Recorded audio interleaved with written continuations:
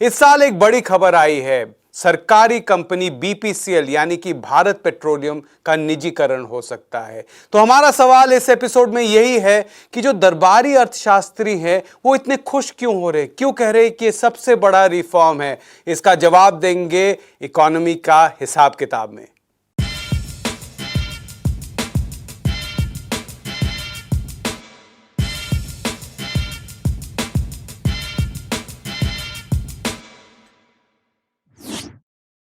कुछ दिन पहले मैं एक सीरियल देख रहा था, उसमें जो हीरो है वो एक इंटरनेशनल जासूस यानी कि स्पाई है। अब उसके बच्चों को ये पता नहीं है कि वो क्या करते हैं, लेकिन वो सिर्फ इतना जानते हैं कि उनके पापा एक निजी कंपनी में नहीं सरकारी सेक्टर में काम करते हैं। बेटा पूछता है, पापा आप प्राइवेट कंपनी में क्यों नहीं काम करते, आपको ज्यादा वेतन मिलेगा। तो उसकी बेटी जवाब दे देती है कि पापा इसलिए सरकारी कंपनी में काम करते क्योंकि उनको काम करना ही पसंद नहीं है। ये कोई नया आइडिया नहीं है, ये 80 के दशक से हमारे दिमाग में घुसाया गया है कि पब्लिक सेक्टर में जो काम करते हैं उनको काम करने की जरूरत नहीं होती है, उनको वैसे ही वेतन मिल जाता है। चाहे वो काम करे या ना काम करे उनको प्रमोशन मिल जाता है, और अगर कुछ सवाल उठाया जाए तो यूनियन है, यूनियन उनको बचा लेती है। उल्टे साइड पे प्राइवेट सेक्टर की बात कही जाती है कि प्राइवेट कंपनी मुनाफे के लिए काम करती है, और मुनाफा कब होता है, जब अच्छा काम किया जाए, हार्ड वर्क किया जाए, अच्छा माल बनाया जाए, उत्पादन बढ़ाया जाए और कस्टमर के बारे में सोचा जाए। तो हम सबके दिमाग में घुस गया है कि प्राइवेट सेक्टर मतलब बहुत अच्छा, बहुत कुशल, और पब्लिक सेक्टर मतलब क्या है, सरकारी माल दरिया में डाल। लगता है उन्होंने कभी भी पब्लिक सेक्टर बैंक के उन कर्मचारियों से बात नहीं किया होगा जिनको घंटों काम करना पड़ता है, या पब्लिक सेक्टर कंपनी के उन कर्मचारियों से बात नहीं किया जिनके साथ जबरदस्ती किया जाता है वो कंपनी के शेयर खरीदे, और बाकी कर्मचारियों से बात नहीं किया होगा जैसे कि एमटीएनएल और बीएसएनएल के कर्मचारी जिनके वेतन टाइम पर नहीं आते हैं।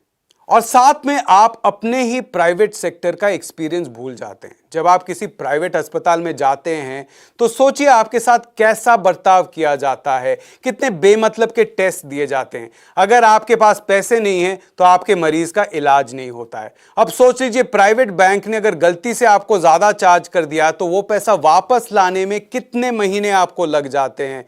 और अगर आपने कोई चीज खरीदा हो और कस्टमर केयर को आप फोन लगा रहे हैं तो 10-10, 12-12 मिनट आपको वेट करना पड़ता है। लेकिन ये सारे तजुर्बे आप भूल जाते हैं, आपके दिमाग में वही रहता है कि प्राइवेट सेक्टर अच्छा है, पब्लिक सेक्टर खराब है। क्या इसीलिए बीपीसीएल यानी कि भारत पेट्रोलियम कंपनी का निजीकरण किया जा रहा है?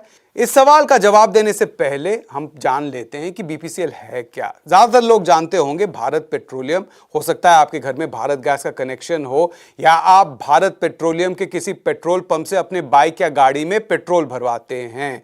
बीपीसीएल एक बहुत बड़ा कंपनी है। इसके पास लगभग 15,000 पेट्रोल पंप है, 33 मिलियन टन कच्चा तेल रिफाइन करने की क्षमता रखती है, और साथ में ये जो रिफाइनिंग कैपेसिटी है ये पूरे देश की रिफाइनिंग क्षमता का 13% है। तो आप सवाल पूछेंगे कि ऐसे कंपनी की निजीकरण करने की जरूरत क्या है? क्या ये बहुत खराब कंपनी है? क्या बहुत ज्यादा लॉस हो रहा है यहां पर? क्या सरकार का पैसा इस पर बर्बाद होता है?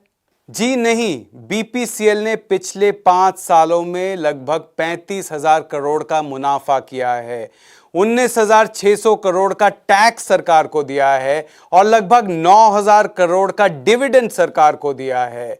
मजे की बात तो यह है कि यही मोदी सरकार ने 2017 में अच्छे परफॉर्मेंस के लिए बीपीसीएल को महारत्न का खिताब दिया था। अब आप सोच लीजिए, अगर ऐसे कंपनी को सरकार बेच रही है तो ये क्या हुआ, अपना बेशकीमती हीरा बेचने जैसा है। तो भारत पेट्रोलियम को बेचने की क्या जरूरत है सरकार को?